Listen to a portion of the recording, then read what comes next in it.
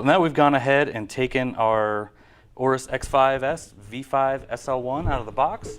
Let's take a look and see what it has for specs on it.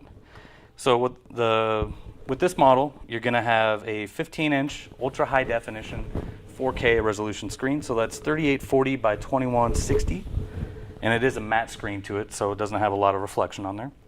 For the processor, it's got a 6th generation Intel Skylake i7 6700 HQ processor.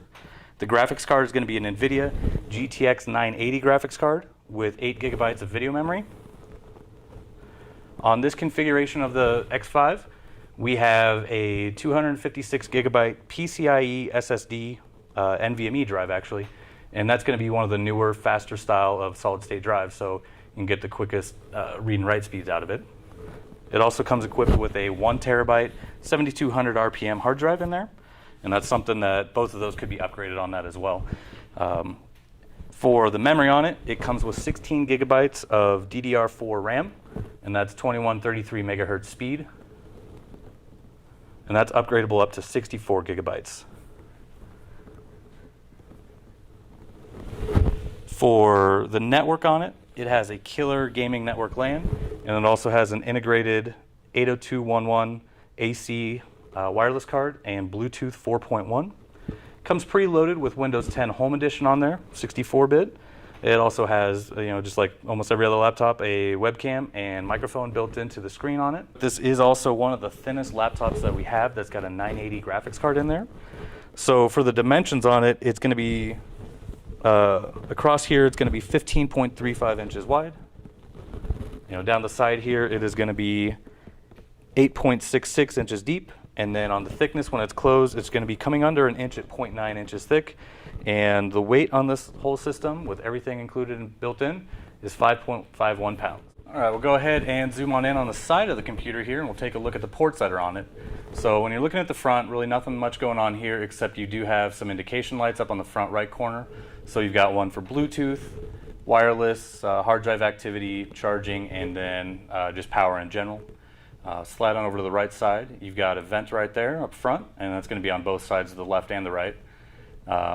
Once we get over to the right side here, you do have your card reader for an SD card, 2 different ports for USB 3, and then an HDMI port right there on the side.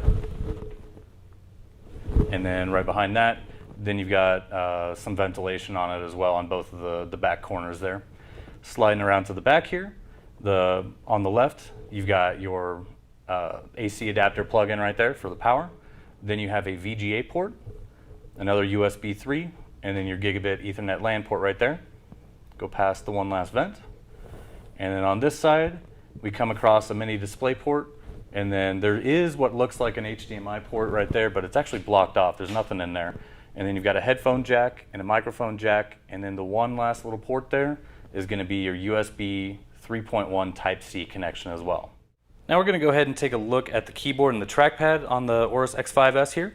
Up top, we do have the speakers up there. This is just a sound bar up there, and then you've got the power key right there, which is actually backlit with the Aorus logo once it's on and off there. You've got a full-size regular keyboard for pretty standard on what you find on a laptop. You've got your 10 key over here. Some control options for the function keys up top. Overall, the keyboard, pretty solid on that. Not really any flex that I can tell. I mean, any kind of movement you might see there is probably just our table, but overall, pretty solid keyboard there.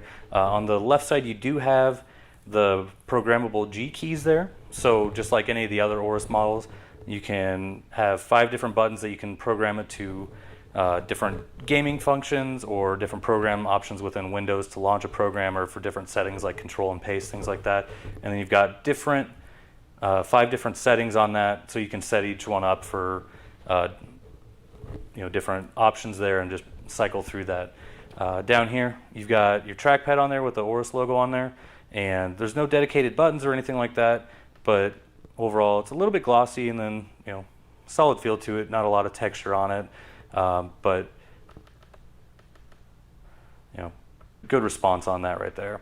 And like we do with about any model that we take a review at, we're going to go ahead and look at the screen on this and check it out for just the viewing angles on it. So as I mentioned before, this is a 4K resolution screen, 15 inches, and it is a matte finish. But let's go ahead and tilt it back here and see. That's about as far as it goes back. But really no difference in color there from what I'm looking at here. And then we'll go ahead and tilt it forward.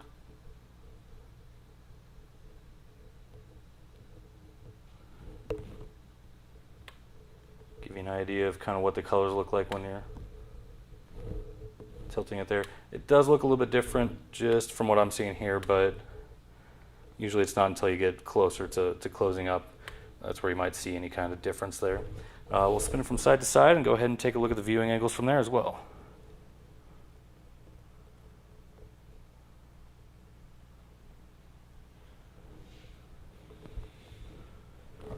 Go ahead and take a look at the right side now.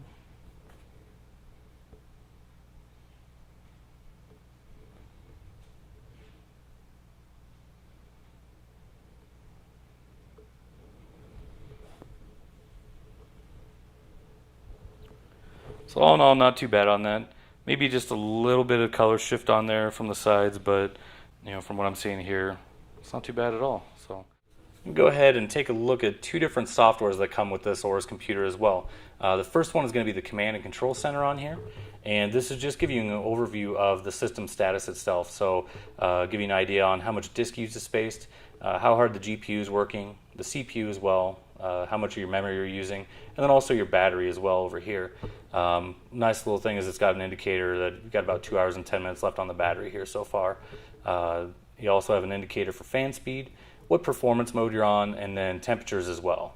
The last little part down here is just an indicator of your network connection right there and how fast it's working as well. So that's the Command and Control Center on this model. And then the other software on here is just the Aorus macro keys on here, so the macro engine, excuse me. So you've got the different options on here to see what profile you're set to, and then what options you can set it up for. So you've got the options to launch different programs. You can set up some different macros for different games, different combinations there, and then you can also set it up to run different apps, as well as be able to control like your fan speed, which you got that right here, and then pull up your system, that command center as well. So that's a look at the two unique softwares that Aorus has put on here just to help control the system. All right, so the next thing we're going to do is go ahead and start the computer here and hit the watch on my phone just to get an idea of how quickly this computer is going to boot up. Again, it does have a NVMe solid state drive in there, so hopefully it should be pretty quickly. And then once we get into Windows, we'll go ahead and we'll hit that stop.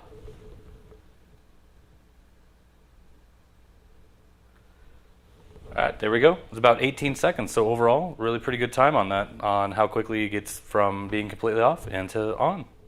And we're going to go ahead and take a look at the BIOS on this and see what all settings are in there. And once we turn on the computer, I'm going to go ahead and hit F2 to get into the setup here. And right there, we're in the BIOS. So on the main page here, we do have just some of the general BIOS information. So what version you've got, system date, system time, system language. And that's just English on that one there. On the Advanced tab here, you have 3D graphics acceleration on or off. Onboard device configuration. So you have your options for wireless LAN, RTT support, webcam, PXE UEFI, PXE legacy as well. Then SATA configuration, that's where you can go in and set up AHCI, or if you want it in RAID. And then aggressive LPM support. NVMe configuration, just gives you some of the information about the drives in there. It looks like a Samsung MZ-VPV256. And then you've got your SATA controller. And then USB configuration as well.